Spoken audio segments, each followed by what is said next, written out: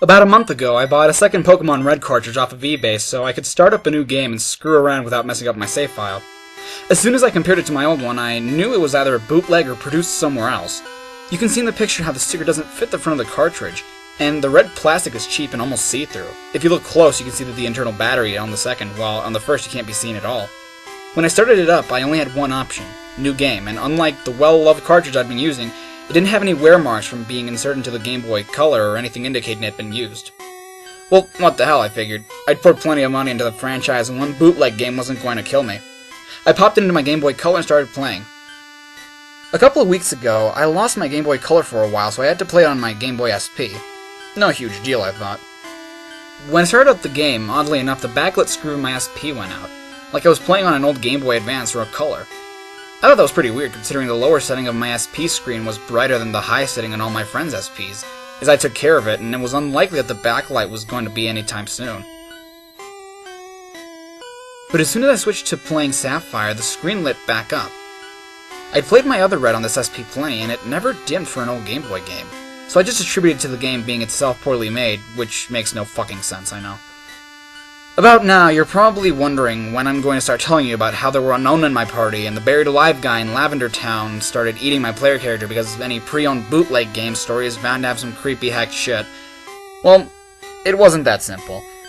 I played through Lavender Town, the Pokemon Tower, all of that, and nothing unusual happened. I didn't go mad from the music and feel suicidal, my Pokemon never turned white and started crying tears of blood or anything like that. However, as I continued playing, it became apparent to me that this game had some glitches. Just like the cheap plastic casing and sticker that barely stuck, the game itself was flaky. I'd never played Pokemon on an emulator before, but if I had to guess, I would say that when it was copied, a lot of the data was corrupted, and I had to be careful when playing it or it would freeze. For example, sometimes the graphics around the player, I'm gonna call him Red, as that's what I named him, I'm a bit of a Red fanboy, would turn to a big colored bars, and the game would stop, and the background music would stop on whatever note it had hit, and play this high-pitched static-y whine until I restart. This happened whenever I tried to get on my bike inside a cave or a building. I was almost sure that this was just a normal bootleg game until I examined the SNES and Celadon department store. Don't judge me, but being a Red fanboy, I've always liked when the game said things from Red's point of view, like how he says, "Dad would like this," when you examine the SNES, or "I should get going," when you examine the TV, since you never get to see the player say anything, to the point where, as a joke, the developers made Red say nothing more than ellipses when you encountered him in Gold, Silver, and Crystal. Anyways, when I examined the SNES where Red would normally say, "Dad would like this," instead I saw the text, "Where's Dad?" I examined it again, and same thing. I kinda laughed it off, thinking for some reason it was poor translation. Don't ask how I thought that made any sense. In the back of my mind, I was kind of hoping for a hack game because, hey, if I got some screen caps and posted them on 4chan, I'd be able to at least kill an afternoon laughing about it. I went to the next floor, then went back down and checked the NES again. To my surprise, the message had changed. Now Red said, "Who created me?" At this point, I was pretty sure this had been added in by some hacker, and I thought this was kind of awesome. Hell, Red finding out he was really just a video game character? That's pretty funny. After that, and after failing to find any other added-in dialogue, I continued on in the game's story. At that point, I was about near the part where you surf into Cinnabar and the Seafoam Islands. But the glitching was getting worse. Sometimes the map would get distorted, like Glitch City, and Red would be surfing on a tree or on a house or some shit, and I couldn't even move. I had to fly out and try again. As a kid, I'd always liked doing Missing No in Glitch City, and I had a Game Shark back in the day, so the glitches were kinda cool. Eventually, I made it to Cinnabar. Now, being an avid glitcher way back when, of course the first thing I did was fly back to Viridian and do the old man trick. But no matter how many times I tried, I could never get Missing No to appear. I thought maybe the ROM had been edited to prevent glitching, but that clearly wasn't the case, as the thing had more bugs than the fucking Viridian Forest. Instead, when I entered the Pokemon Mansion, I was greeted by the following text window. "Nice try, Red!" It was obvious that where Red was would be the name of whatever you named your player. What freaked me out was Red, all in caps, as a speaker. At this point, I knew I hadn't edited a game. The fucking player character was telling me nice try after I'd failed to do a Missing No. The game froze then, and I restarted. I hadn't saved since I tried the Missing No glitch, but when I turned the game on again, I was back in the mansion, exactly where the window had popped up. I could move again, so I went ahead and played through all the mansion. Call me a pussy, but despite my excitement, I was scared, so I played slowly and with all the lights on. I was still playing on my SP, and the internal lights still didn't work, so I used that as a justification for me being a massive pussy. Things only got weirder. After I left the mansion, I got a message. Ding dong! Time's up! Your safari game is over! Having done the Glitch City in the past, I knew this happened whenever you flew out of the safari zone. As expected, I was outside of the safari zone gate the next time I hit A with the attendants asking me if I got a good haul. I had an immense feeling of foreboding when I went to leave the gate, scared I'd be in Glitch City or even worse. I had a flyer, but you have to understand, this is all a little unnerving. Instead, I was in Pallet Town, but there was no music. Nothing. Another window appeared. This isn't where I'm from. I've been lied to. I couldn't move my player after that, so I went to reset, but something stopped me. Instead, I opened the start menu and went to fly the fuck out of there, but to my horror, the Pidgeot I used for fly wasn't there. Just my Blastoise, Exeggutor, Kadabra, Mew from the Nugget Bridge glitch, and Kangaskhan. In Pidgeot's place was a level 16 Raticate with 1 HP. It was poisoned. I checked its stats, and it had Original Trainer Blue, a new Hyper Beam, Quick Attack, Glare, and Skull Bash. I didn't even know if Raticate could learn all those moves. I've since heard that Gary's Raticate died, seriously, in the game, but I'd named Gary Douche in this game for a few laughs. I guess the original trainer name Blue came from the fact that Blue is the opposite to Red version, like maybe it was supposed to have come from a Blue cartridge. I know Rattata doesn't evolve until level 20, so this was pretty obviously hacked. I had some antidotes and potions in my bag, so I figured what the hell, I'd heal it.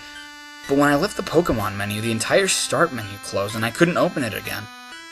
I tried walking, and this time I was able to move.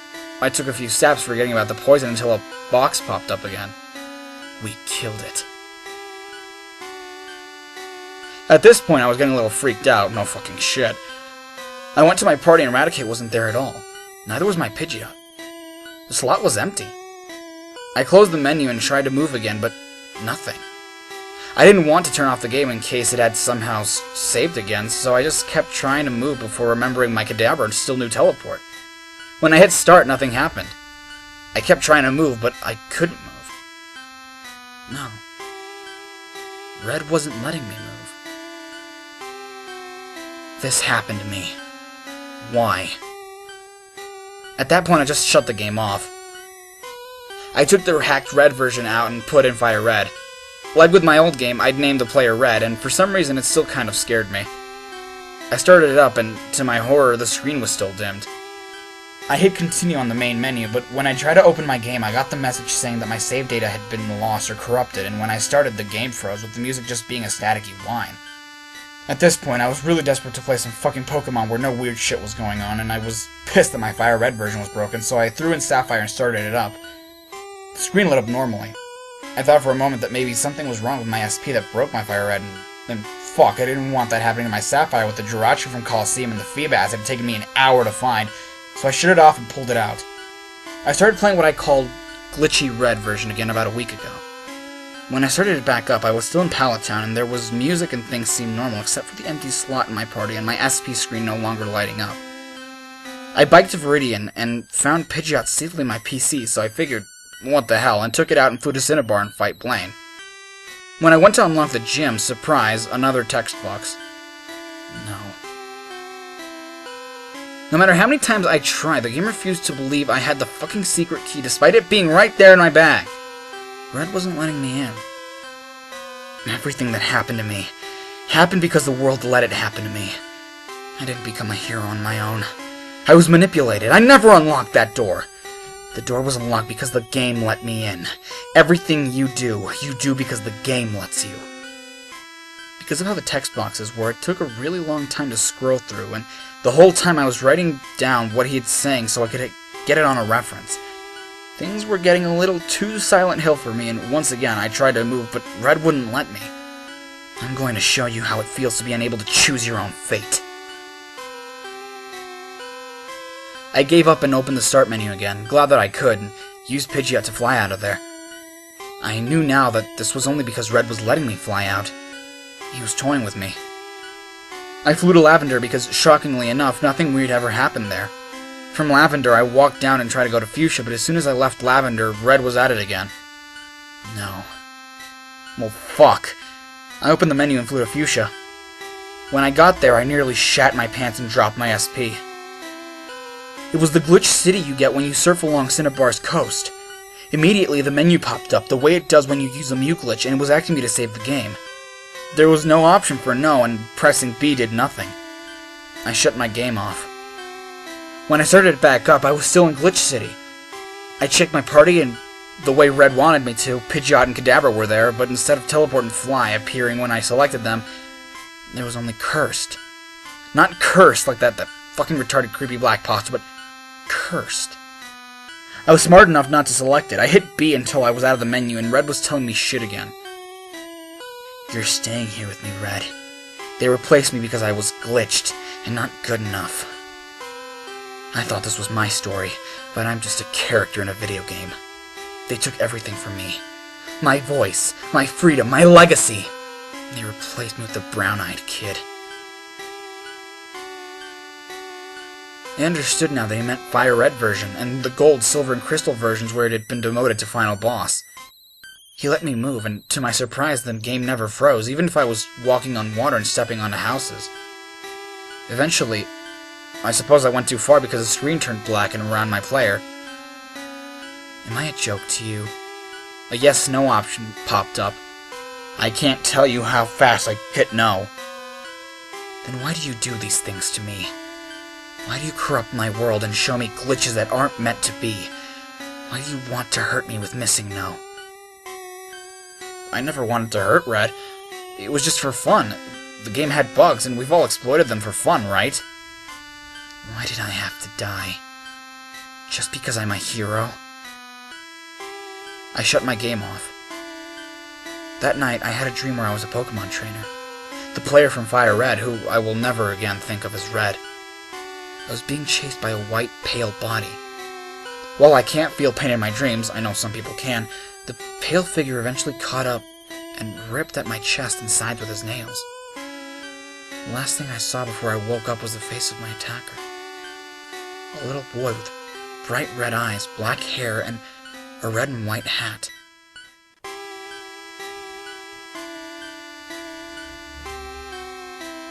For the next few days when I played, it was because I had to.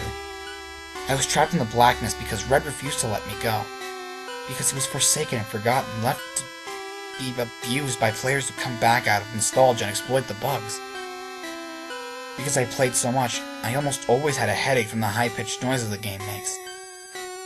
I had to call out of work sick. I could never move, but I found comfort in staring at the screen with the black background on my player. Red didn't say anything to me. I couldn't play Fire Red again, even though it worked on my DS. Yesterday, I finally got to Mount Silver on Heart Gold, and I couldn't bring myself to battle Red. I don't know what he'd do to me if I beat his replacement. Would he be angry? Happy? Would his defeat put his spirit at peace? I don't know. No matter how many times I play through the games, Red will suffer the same fate. Because he's a hero, and because the games let him only go so far. Red will never again be able to experience the glory of being the hero, and neither will we. No matter how many times you start a new game, it'll never be the same as the first time you played. You know what's going to happen, and you play for nostalgia because it's a game to you now. I killed Red, and so did you. Unlike Ash Ketchum, he's never going to be the hero of another new game in a brand new region. In Heart Gold, Gold's successor Ethan had even taken his accomplishments from him, being the one to catch the Pokemon Red had fought so hard for. Mewtwo, Zapdos, Articuno, and Moltres. His life is over for him. He became such a legend that there was nothing left for him to even be proud of himself. I finished Glitchy Red yesterday. When I finally checked my trainer card, there was a sprite of Red as he appeared in Gold, Silver, and Crystal, but in the game's same monochrome color scheme, just red and green. When I looked closer, the red pixels making up his shirt looked darker and arranged oddly. Almost like he was bleeding from the chest. None of my badges or time plate or trainer ID, just that sprite. When I returned to the menu, instead of my name appearing as Red, There was the word "gone" from my trainer card. I selected it, and this time the card was blank. Go ahead and forget me now. Goodbye. The game reset the way it does after you beat the champion, and this time there was only one option. New game. I found my Game Boy Color earlier today and started playing it on there. When I played it on my SP, the screen lit up and everything was normal. I had to start a new game on my Fire Red, but it's working again. Even the bootleg Red version plays normally, no glitches. But I can never see Red's silence the same ever again, or even the hilarious missing now in Glitch City bugs. I have a much deeper respect for the silent protagonists in the game, for all we put them through. Lavender Town used to creep me out, but now I find it very peaceful, as even Red, who wanted a revenge on a world that treated him horribly, could never mess with the resting place of fallen Pokemon. Someday, I hope I stop waking up with scratches on my torso.